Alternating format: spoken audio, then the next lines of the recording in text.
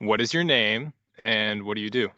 Hi, I'm Viola Rose, and I am a facilitator for Drunvalo Melchizedek and his Awakening the Illuminated Heart workshop, and have been working closely with Drunvalo and teaching his body of work for since 2012 now. Yeah. Yeah, I activated my Merkaba and really stabilized in the heart at your house. And that must be so cool to have that's like such a important moment in everybody's life. And you get to guide people through that all the time. That must be incredible.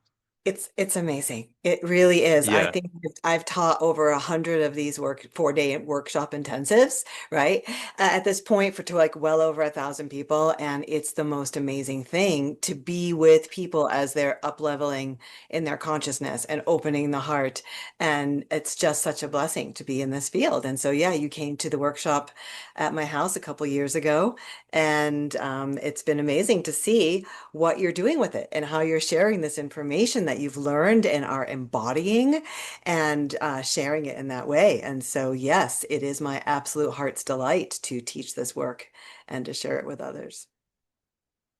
Did you have you looked at my videos? I did. Yes, I checked You them like my out. stuff? Yeah, I mean you're embodying the work. You're embodying the workshop for sure. And so it's really nice to see how you have taken it. You know, some people come to a workshop. I mean, a lot of people go to workshops, right? And some people will just take a little of this and then they're on to the next workshop and then they're on to the next workshop, right? But this work, in a way, is a workshop to end all workshops because it gives you all the tools that you need to walk the path of ascension on your own, in your own sovereignty and fully embodied. And so I feel like with you, you took that and like you let this be something bigger in your life and you're actually practicing it. You're actually embodying it. You're actually, being with the work and studying it and letting it become more of its promise that it has, where it can lead you to your sovereignty, where you're not looking outside yourself for answers endlessly on that loop anymore. And I see you doing that. Yeah. Yeah, that's why I love it so much. It's like when I try to I want to show it to other people and send it out as far as I can. And I like it so much because you don't need to hold people's hand. It's like you just show them how to be in their heart and that's all you need to know. It's like that's the gateway to like everything spiritual. It's like getting in touch with their higher self, seeing energy. Um, it's just a really solid way to like interact with the whole thing. Yeah, to me, like some of the main points of the work that point to it being like sovereignty training is what I call it. Sometimes I call it galactic superhero training, but sometimes I'll just call it sovereignty training because it's like we learn that we have our own connection with our own higher self and we learn how to establish that connection. So once you've got that, you don't like have the blinders on as much as you normally do because you can get the bigger picture. And that's what I think leads people to seeking outside of themselves a lot more. And then when you make the connection to your own sacred and tiny space of your heart, that is what so many people are seeking when they're seeking love, they're seeking higher energy. And so you get that connection for yourself, and then you activate your Merkaba, which is your ascension vehicle, your light body. So that technology comes on, and then you feel super sovereign, empowered. And then also you connect your psychic antennas from around your head. So then you're more psychic, you're more tuned in, you trust your intuition. And so many different points like lead it to be such an internal job of empowerment rather than external. hmm I was obsessive with checking my beams after the workshop. Yeah. You only need to do it for 21 days, right? I did it for 3 months straight. Just I was obsessed with it. Um, Yeah. Yeah. Nowadays I don't do the creation meditation too often, but when I do it, it really anchors you in there uh for like for a good amount of time after you do it. So I like to do it for that sometimes. Yeah. I've kind of discovered that there's some things you can't really manifest. It's like, and you talked about this in the workshop, is like if your higher self it's up to your higher self what you're able to do. And yeah, so I've kind of discovered there's some things you can't manifest until it's divine timing for something to happen like that. Um, but yeah, it's just so beautiful. Like the energy in your house must be incredible. Just all these Merkabas coming out and activating, just like clearing and activating the entire area every time. It's amazing. Yeah, really good energy in the space for sure. And of course, I've got my Merkaba here. I've learned how to create external Merkabas to then create the space in my home to be like a sanctuary. So, um, yeah, it's just Oh, it's super fun. yeah. No, I haven't made an external Merkaba in a long time. I Hmm. forgot about that. Yeah, that becomes beneficial just when you want to protect a space or to create a certain energetic vibration in a certain space. Yeah, it's like the whole thing became my life. I somehow knew when I was going into Drunvalo's like reading the book and then finding the workshop, I was like, this is gonna be my life now. I somehow just knew. And yeah, so like now I want to, for me, my goals is I want to get as much of humanity in their hearts as possible so that we can really heal the earth and like push that envelope. Like to me, the bottleneck is humanity's vibration. Like the entire vibration of humanity, getting that high enough so we can really heal the earth and like get things happening in that way.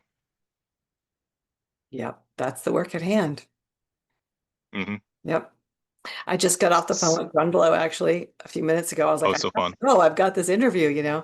And he's just so excited about his next book coming out and like that it really is the thing that is going to help like get so many people into their hearts and whatnot. So I think a lot of us are here with that mission and like that this is the work at hand. Yeah. Yeah, and so the third volume, that's going to be about the ATIH workshop, right? That's Yeah, going to be that it will material. be a lot of the material from the ATIH workshops plus some other stuff in there. Ooh. Because the energies keep evolving. I'm And I'm really curious about the fourth volume. That's Oh, I'm sorry. It cut out a little bit. What were you saying? oh, I don't remember. Okay. Um, when I've had some experiences when my vibration gets really high, where like I can sometimes I'll do this in the heart. I really often call out to people without meaning to and make the connection with them through the heart. And that was a learning process for me because I'd be like, "Oh my gosh, I'm so sorry. I don't mean to intrude on you." Um, but I've kind of learned that a lot of times you're interacting with their higher self through the heart. So it's like you're not interrupting anybody in their like day-to-day life that much. And when it's through the heart, it's okay. Um, and I've had experiences where like I've really connected with like Junvalo's higher self.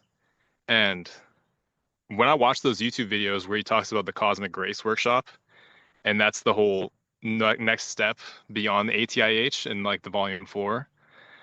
Um, when I listen to him like talk about it in those videos and he's super excited and like the streaming of the energy and things like that, I feel just a really cosmic energy come into me, just like a kind of vibration from my higher self comes in like super cosmic and galactic.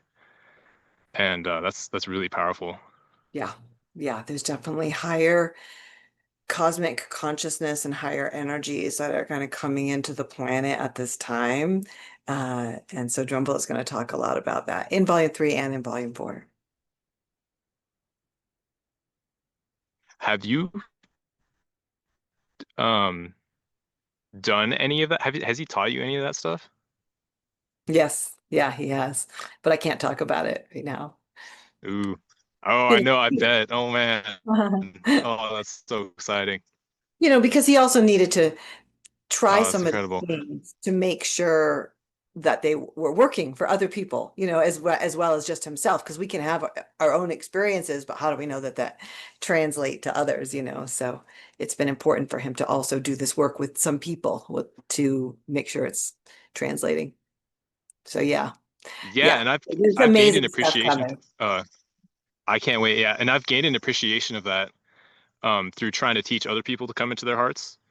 Is how much he took into consideration the uniqueness of everybody and how different people's experiences can be, and the whole see, sense, and feel. And uh, he really tried to cover all the bases to get as many people as possible into the heart through his work.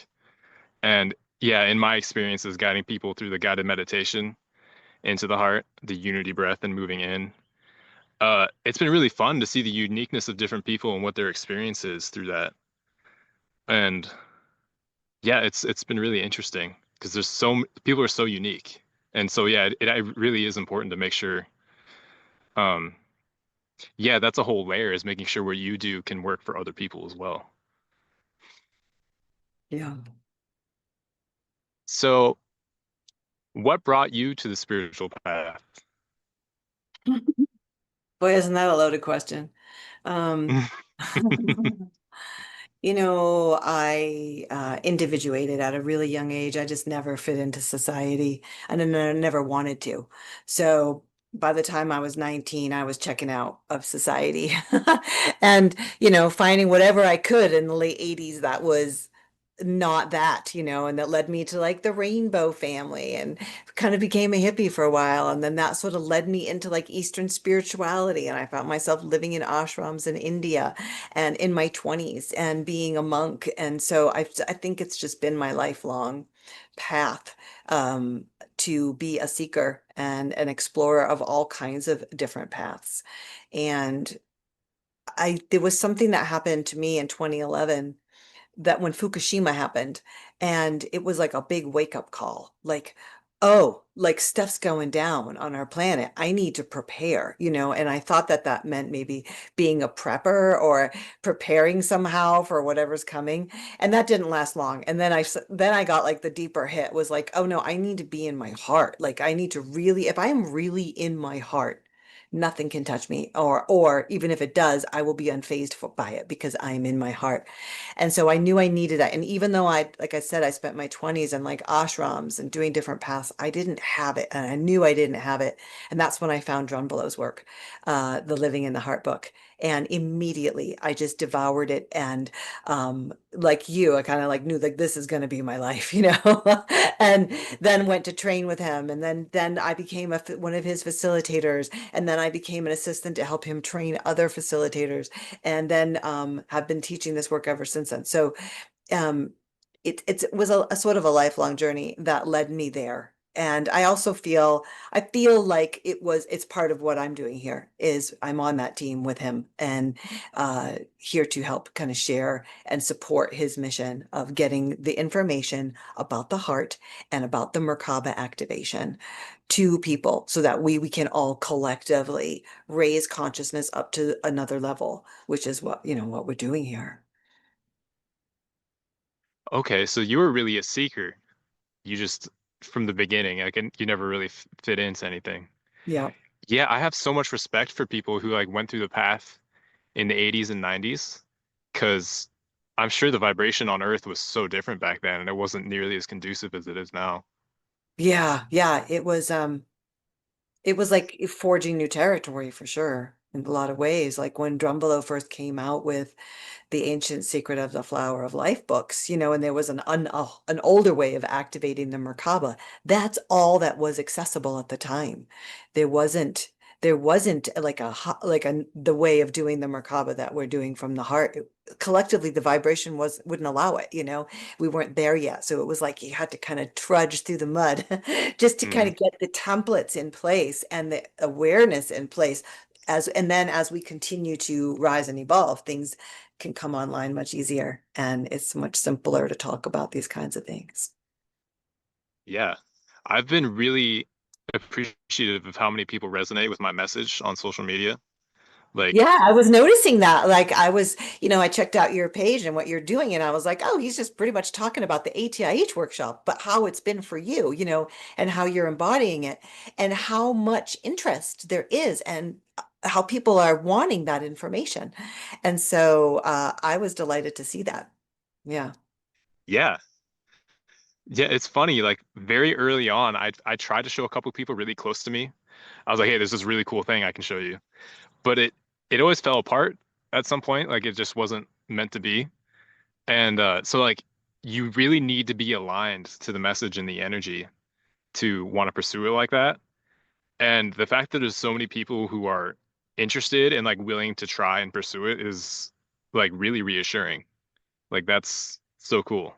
Yeah, it's absolutely. So yeah, if people are inspired by what you're sharing, they can come to an Awakening the Illuminated Heart workshop, right? I'm offering them in person, in the Sedona, Arizona area. I offer them online. I have a self-study course. And so there are ways to get the workshop and get this information if you are, resonating with it because yeah, to me, it's the most important work that I found. And like I said, even after a lifetime of seeking and diving into all these different paths, when I first went to Drumbalo's workshop in 2011, the first time he offered it to the public, and I'm sitting there and I'm getting all this activations and information. And I kind of walked away going, oh my God, this is the most amazing and important information I have encountered, in my whole life, which is why I do what I do now. But yeah, I think it's special and it's unique.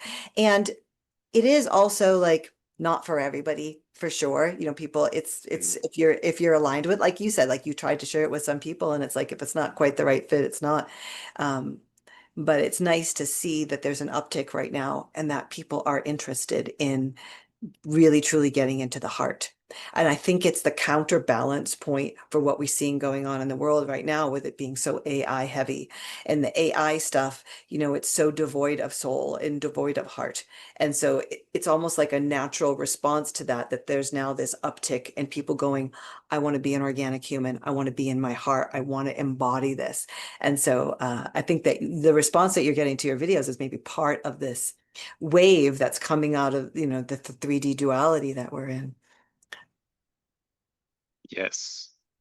And yeah, I really like getting your perspective to share with my audience because yeah, I think that's just really good to get like your energy, your take on the experience. Um so this is a very broad question again, and you don't need to think too hard on it, but Okay. so what is the importance of living in the heart? Mm. To me, the main importance is that the heart is more the core of who we are, and the brain is meant to be a task doer. It's meant to be in service to the heart. And so things have happened in the third dimension which have flipped that script the opposite, and the brain is now in charge, and people are living in their brain and they're thinking from their brain. And if you ask people where are you located inside your body, they will most often point to the brain. And so when you're oriented and your sort of base camp is set up in your brain and you're living life from there, then you're creating life from your brain, because on some level we are somehow co-creating with this matrix or this thing that we're in here, whatever this is. We know that sometimes we can steer it and we can sometimes manifest and things like that. So there's some sort of co-creation happening. And yet the brain is a dualistic organ and it is based in duality. And so any creating that we do from the brain is going to manifest in a dualistic way, some good, some bad, things like that. And if we are in the heart and we're living from the heart is in unity consciousness. There is no duality there. And so now you're not living and creating and vibrating from duality. You're in the heart and vibrating from love. And that changes a person's experience of life so much, because now they're not on the roller coaster of up and down, good and bad, positive and negative. It's more like just cruising down a river of grace, of being in the heart. And so to me, that is of utmost importance to just change a person's experience. Because I think third dimension is a realm of struggle by nature. Like everything here is spinning its wheels to just survive, and distractions are everywhere. And suffering is almost like that's like the first Buddhist precept, like existence is suffering. And so if we can steer that in a different way and not be so caught up in the duality and be in the unity of the heart, it can make us a little bit easier to be on our highest timeline. And I think that people's highest timeline are doing what brings them the most joy, being in service to others. It's not just what brings you the most joy, because that can be so completely indulgent, but when what brings you the most joy while you're being in service to others. That I think is the most noble thing that can give some sense of purpose and to being here. And as long as we're struggling in duality and on the roller coaster, there's not a lot of time for that. But the more we can be in grace and be at peace, then the more bandwidth we have for being in joyful service. Yes. Yeah. Beautiful. Beautifully said. Um, yeah, the grace, just the love and the grace and the acceptance, the forgiveness for your struggles and who you are, like that just melts my heart. Like I heard, so there's a Juneville video on YouTube where he's with this Russian man, I forget his name.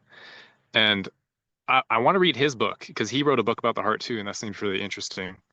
But they talked about how the importance of just practice staying in your heart and extending the amount of time that you stay in there. Um, do you have any like tips and tricks to stay in the heart longer and more? Yeah, yeah, of course. I mean, in the whole 4 day workshop, we just, get it so into this and all the different ways to do that. But one of the main things is when you go into the heart in the meditation, when you're done, like you've been in there 20 minutes, you're antsy or you're ready to get on with your day and you're going to come out, don't come out. Don't come out of the meditation. Stay in the heart Hmm. Yes. and don't go back to your brain. Stay here and just start to layer in your experience of the external world so that now you're aware of the external. You can start by like feeling the air in your skin, hearing the sounds in the room, but start to blend the internal experience of being in the heart with the external, and then open your eyes, look around, still breathing into your heart, and then start to go about your day. And that will right there increases it. So now you're not just meditating in the heart, you're actually living in the heart, which is the whole purpose. That's the name of the of Drumble's book, right? Living in the heart, not just visiting the heart once a day in meditation. So that to me Mhm. is the main training tool. And then when you find that you're not in the heart anymore, because like, okay, like the day has gone on and now I'm in line at the grocery store and I'm frustrated because it's taking too long or something. And I can be like, oh, I'm not in my heart right now. I just caught myself. So what am I going to do? I'm just going to just breathe in. I'm going to go back in. I'm going to do the route and quick and easy, just kind of get back in and be in my heart. So the practice becomes returning, constantly returning to the heart. Hmm. Yeah, I had somebody who did a guided meditation with me, and she actually, okay, I just had to check if it was okay if I shared this. Um, but she could stay in the heart really well, and she worked with animals and healing animals.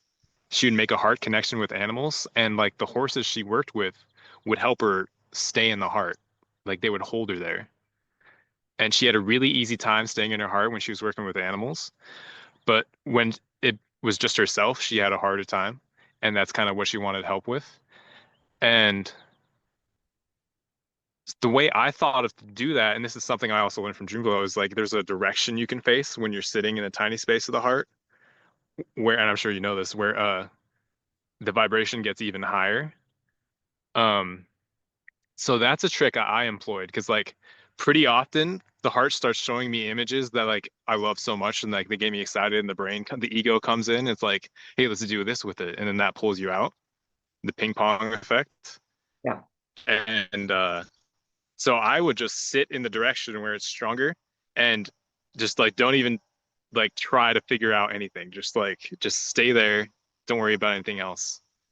Um, so that's a big trick that I use. But I loved what you said about layering on the experience, like the feelings, start to smell things, start to feel things and hear things. Like, yeah, that's a really good trick.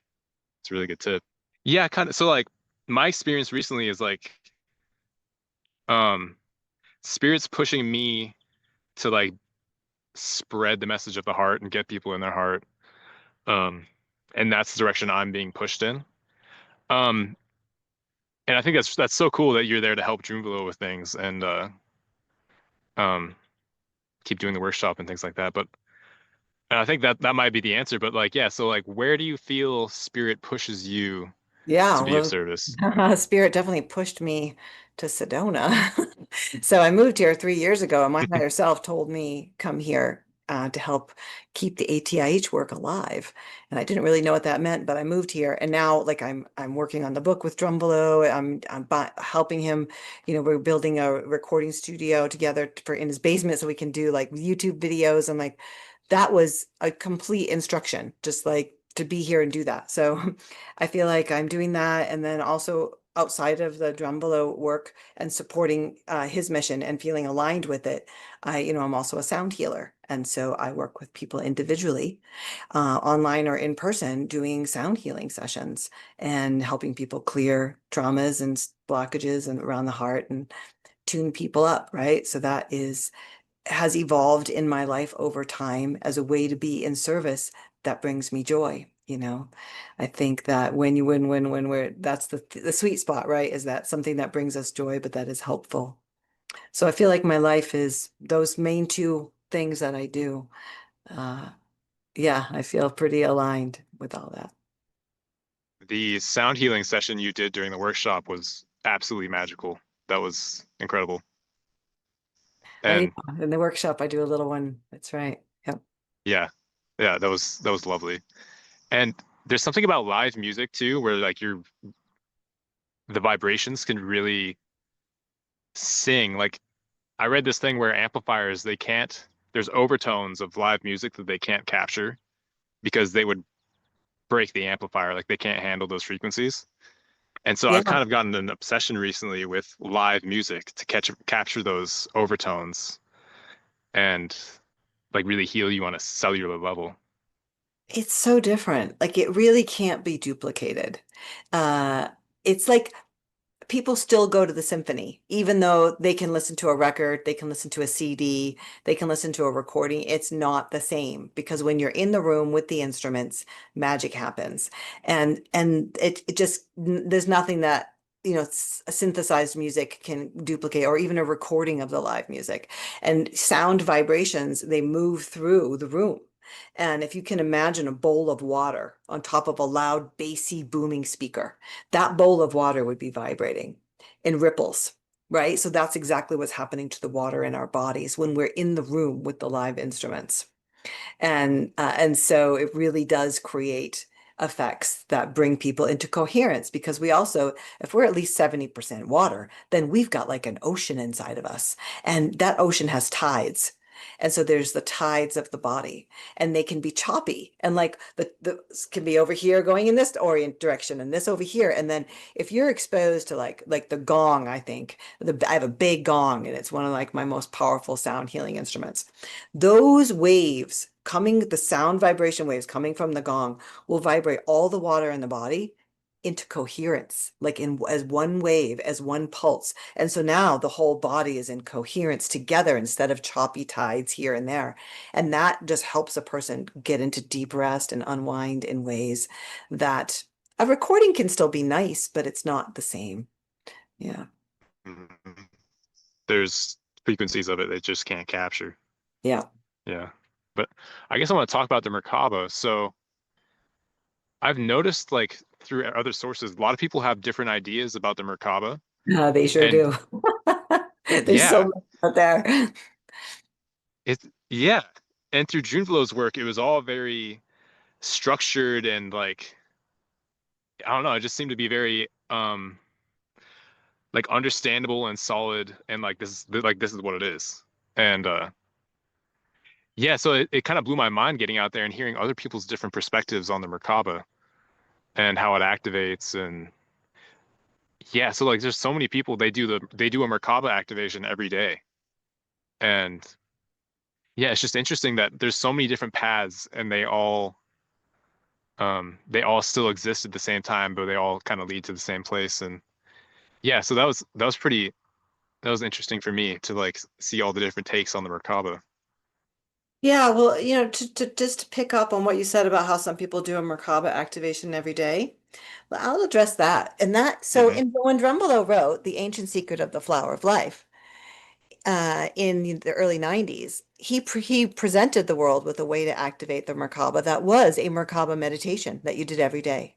Because, like as I shared a little earlier, collectively we weren't ready for the heart-based Merkaba, which is a permanent activation, right? You activate it once and now it's permanent and you have it for the rest of your life. We weren't there.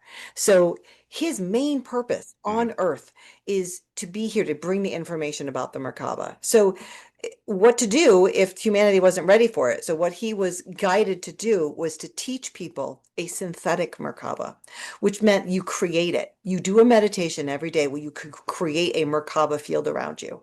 And it wasn't perfect, but it got it's into the collective consciousness and it got people starting to do it.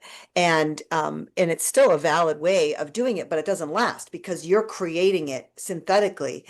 You have to recreate it every day, right? And so then once you activate it from the heart, it's permanent. So that information is still out there in the world. A lot of people will still find, like people might just find the ancient secret of the flower of life now, and they read it and then they learn that, or they learn it from somebody else who used to be one of his teachers back then. But that a lot of people who taught that work back then, they like it and they didn't evolve with him to teach the new way. So there's the variations on there. So there's people who are aligned with what Drumble's teaching, but they're still following what he was teaching in the 90s. And then on the other side of the coin, there is people who are not aligned with Drumbelow, who thought his information was incorrect, or and they changed it, or taught other things that are out there. And so then you've got all that as is the nature of third dimension. There's going to be duality, and so it can be a little hard to find your way through it all if you're coming into it. And so people will ask me all the time, well, what do you think about this person's teaching or that person's teaching? It's opposite of Drunbelow's. And it's like, oh, it's not the flower of life, it's the daisy of death. And like there's all this sort of information out Oh, there. I ran into that too. Right? And so, what do you do with that? And so what I do with that is I will watch that source. Who is the source of that information? Ashiana Dean is the main source of the information about the Merkaba being wrong, the Daisy of Death. It spread to Lisa Renee, it spread to others. And so as a teacher for Drumbelow, and I tell you what, when I'm in Drumbelow's presence, he is the purest hearted person I know on this planet. Does he get it right Mhm. 100% of the time? No, and he'll correct himself as he goes along. But I trust his heart and I trust him 100%. He is a pure-hearted soul. He wants nothing from this world. He just wants to give what he's learning and figuring out, right? So I can get that vibration when I watch him or when I'm in person with him, right? I have the luxury of spending time with him in person, so I actually feel that. So then, if somebody wants to know my take on another person's teaching, if it's different, I will watch their videos or I will read their information and I will tune into my heart and say, and tune in that way. Do I trust their heart? Because if you just follow the information, the mind gets so engaged, it can get very confusing to navigate Yes. through what's right, what's wrong, how do I know what to believe, this and that. The mind will just spin endlessly. So I bring it to the heart. Do I trust that this person is Hmm. the heart? Do I trust this is a good-hearted person? And then I get my answer. And then that just clears the Hmm. path for me. And here I am all these years later, still, trusting Drumbelow and his heart. And I've done it that step of using that method through all the different curveballs that have sort of come my way. I'm glad you did the research yourself into the Daisy of Death because I kind of argued with the guy who showed it to me a little bit because he was saying um the Daisy of Death, the Flower of Life was not it was he was saying it was dualistic and not in unity. To me, that doesn't make any sense because you can go to any, and this is still looking at it through the mind's point of view too, but looking through the mind's point of view, it's still in unity because you can go to any point on it, and then you're back at the center. Mm. Well, Any and point on it, I do and it's understand. holographic. Yeah, and I do understand that vantage point of where that's coming from. And yet, to me, what makes sense is that the sacred geometry that, like the flower of life and the star tetrahedron and things like that, they are the source code of this third dimensional realm. And if we want to work with this third dimensional realm, then that is the code. It's like that's all sacred geometry is. It's the code. if this is a matrix and this is a hologram, it's all code. Mm, And what is the code that manifests physical reality? It's the what we call sacred geometry. And so it is of this third dimensional realm, but that's what it takes to build this to then evolve it into the next dimensional realm. Whereas the Merkaba that Drumbelow is offering is a fourth dimensional technology, because the only thing that's going to go through the veil from the third to the fourth is a dimensional technology that functions at that realm. So you need both. mhm, You need to be able to be fluent in third dimensional technology and how to work with it and code so that you can actually upgrade it and work with this reality that we have around us. But then you also need the fourth dimensional technology so that you have the frequency match to upgrade to there. So I don't know that I disregard any of it, all of it. I think it all has its place, but I think the black and white thinking about it and how people are so quick to disregard something because they read an article or they read an article on something like that's the daisy of death. That's it. And they're done. They never want to see the flower of life again. mhm, Whereas, like, mhm. it all has its place. And don't forget that there's smear campaigns about everything out there in this third dimensional, matrix of hall and mirrors. So just remember to tune into your heart to find what's true for you. And also, it may be that. So, Drumbalo never ever says that he's got a corner on the absolute truth. He'll always be like, this has just Yeah. been my experience. This is what I've learned so far. It's worked for me, and I'm going to share that. And maybe there'll be a new teaching down the road that upgrades that. He's very humble about it. But I think the Mhm. black and white thinking can get people locked into new boxes when all they're trying to do is break free of boxes. Exactly. Exactly. I feel like that really needed to come through. Um, yeah, a lot of people, it's funny, I wanted to talk about this earlier, but I wasn't sure about bringing it up. But a lot of people, they come in and they do like that logical thinking. Like if you state something this way, then you're going to be caught into like a brain trap there. But it's all about the phenomenon, and it's all about, it doesn't matter how you phrase it. It doesn't matter what the logic behind it is. Just come into the heart and look at it through the feminine lens. Yeah, so that's a really good perspective to look at it. Like, I think that's all important information. Every perspective is of equal value. And that's another thing I love about the ATIH workshop is you learn that all images are of equal value, whether you see them in your heart or in the outside reality. I think that's such an important way to start to dissolve the duality thinking, is to understand that. And yeah, so all perspectives are equally important. And yeah, so I was shown it's like an image of a toroid that shows like the lines of force. Have you seen that? The alternate that they offer besides the flower of life? I forget what it's called. What they call it.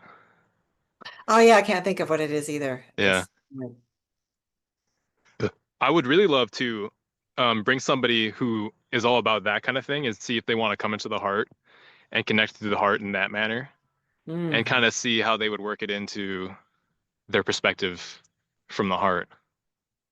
Yeah, that's why I love coming into the heart so much is that um like I don't want to play mind games and things like that. Like I don't um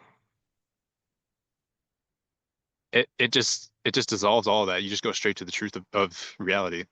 It's so true. It's like what really matters. And I think that a lot of this realm is most of it is built, it's distraction by design, right? To keep us Mhm. spinning our wheels. Like in the end, does it even matter? Does it even matter if it's this kind of flower of life or this other thing? And like, what real, Exactly. that's still not getting into the heart and realizing like your I am presence and like, like it's still distraction. It's still the story. And the Yeah. heart is the great neutralizer. It neutralizes the story. I have done the creation process meditation. This is something that you alluded to earlier in our conversation. And just for people listening, it's a part of the workshop where you learn to actually consciously create your reality from the unity consciousness of the heart.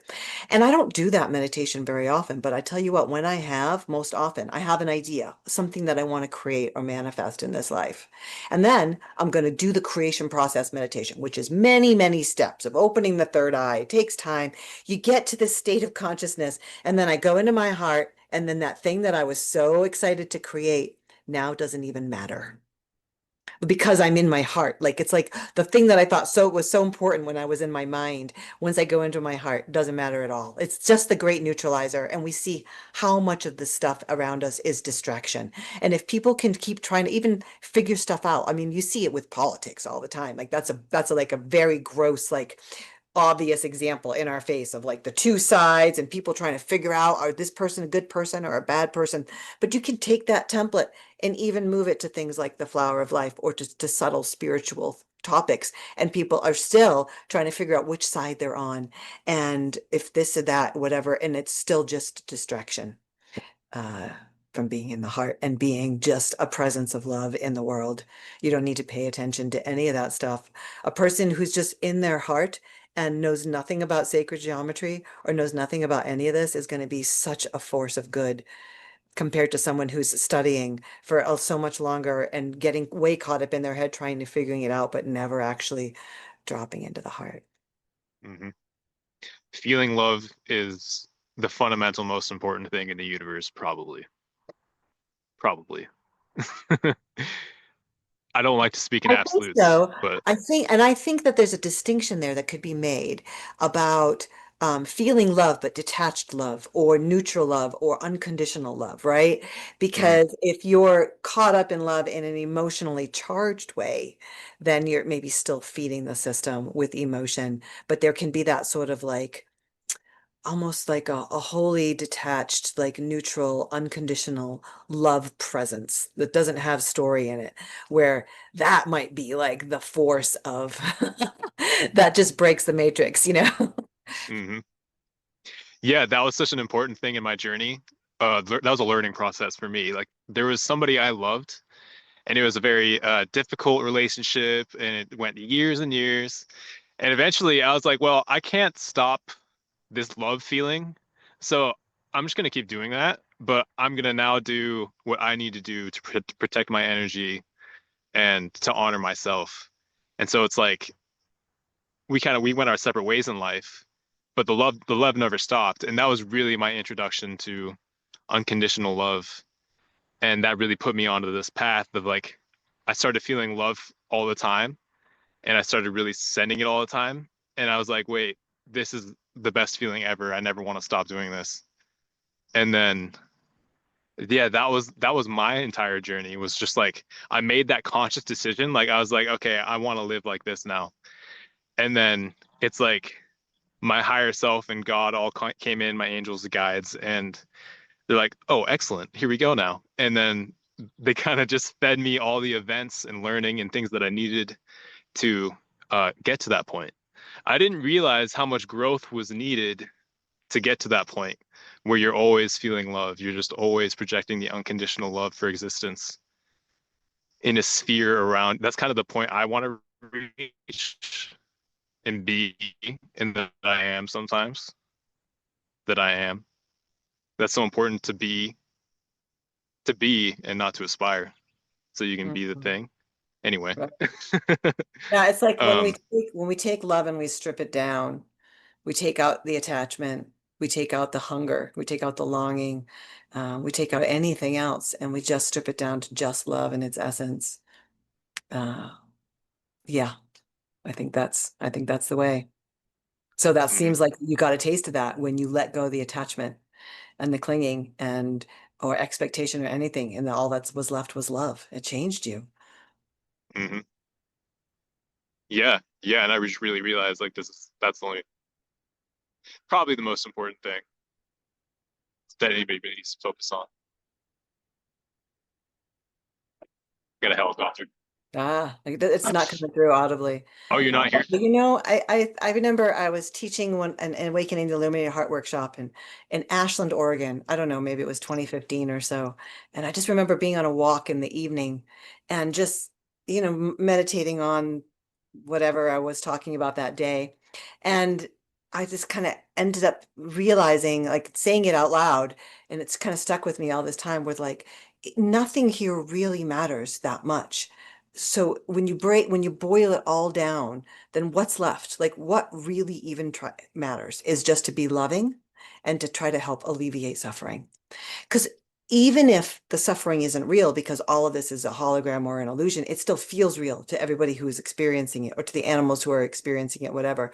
So to try to help alleviate suffering and to be loving, that's it. Like that's all I could really kind of come up with of all that really kind of matters. Just like you said. And learning how to be in your heart is such a powerful tool to do that. Like I've had times where I was really holding on and feeling suffering in a specific manner. I sat down in my car and I was like, I have the tools to deal with this. And I just, and it's funny is like sometimes when you're really in a distressed moment, you you're in a really good state to completely let go. And I came into my heart so strong, and then it just alleviated. It just like disappeared, and I kind of felt my angels like kind of celebrate for a second. Like, yeah, yeah, he did it. Um, yeah, yeah. Learning how to be in your heart is such a powerful way to rise above all the things that don't matter in the world like that. Like I'm reaching a point now where it's like there's so many behaviors that I can't even participate in anymore. Like just like watching shows and like social media and things. It's like it's funny, like even innocuous things that I you would think like wouldn't be that bad, but it's just like there's so many things I can't do anymore. And now it's just like just be in nature, just like be in the playground and be present in the moment. Yeah, And yeah, just be like a child. beautiful. Yeah, being fully present. Well, that seems like maybe a good place for it to start to wrap up. Yeah. Yeah. Thank you so much for doing this with me. Yeah, I'm delighted, just delighted to see your journey unfolding in the way that it is. thank you. Yeah. And that's so cool. You're there to help June Velo and working on the books and things. Yeah. Like I'm super interested in the fourth uh volume. Do you think is there anything you can say about the progress on that? Like is that um like Volume far three off? volume 3 is just a very soon, maybe a couple weeks out from we're in absolute final edits right now, and then it will go to the publisher, and then it's another 6 months or so until it gets released. Volume 4 is Drumbolo has worked on it some. He really had to get volume 3 out before he could really take on volume 4 because people need to have the awakening, the illuminated heart embodied first before they can really take the next information. So he's in a little bit of a break right now and just taking a breather before diving back in to really Mm. get into volume 4. So it'll be a little while. It's so funny to hear him talking about it. Is like he starts saying things like the book like a book has never been written like this before and like he had to keep on rewriting it Yeah. and he's just so excited about it and it's really infectious. So it's so It, fun. just today on the phone, he told me that he had just read through it and he was crying at many times as reading through it because he realizes how profound it is and how helpful it's going to be for humanity. So, yeah. And I was so happy to hear that it feels done, it feels ready. So that's great. Amazing. Yeah. So I think I should share just for people to know where to find me, that my website is violarose.com. Depending upon what browser you're on, you may have to put a www before it, but Viola, Viola, violarose.com. All of my workshops are listed there. You can totally tune in and go on this journey with Lane if you want to, of embodying this work. So, and I'm here to just be a steward of that. Yeah. And so you have a guided meditation for entering the heart on YouTube I do. Yep. and you do an in-person workshop. How often do you do that? Once a year? No, I do about three times a year. I do an in-person workshop in my home in Sedona. I've got one coming up in September. There's about 4 spots left. And then every month or two, I do an online workshop, and I have one coming up at the end of August as well. And then I also have a self-study course that people can do at their own pace with a recorded ATIH online workshop, and then people go through it, and at the end of each day they message me with their questions, and so it's kind of like real-time engagement, but people can kind of go at their own pace because not everyone can take 4 days off or they've got kids or a job. So there's lots of options. And on my YouTube channel, which is on YouTube Viola Rose, I've got 2-hour introductions to the workshop. I've got lots of little videos I've made about it and lots of things you can tune into. And like you said, a meditation going into the sacred space of the heart as well.